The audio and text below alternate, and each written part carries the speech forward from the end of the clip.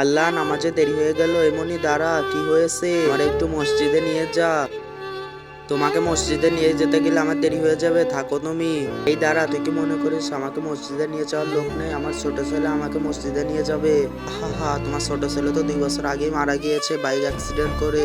সে তোমাকে কিভাবে মসজিদে নিয়ে যাবে? আরে পাগল হয়ে গেছো তুমি বাবা। চুপ কর তুই, তোর মুখের কথা আমি একদমই বিশ্বাস করি না। তুই যা এখান থেকে যা।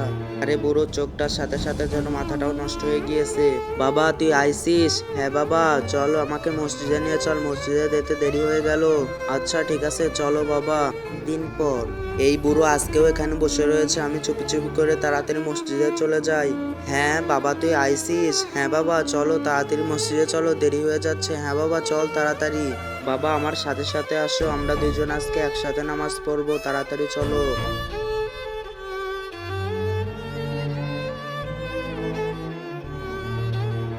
আল্লাহ আমিন। আল্লাহ তুমি আমার চোখটাকে ভালো করে দাও।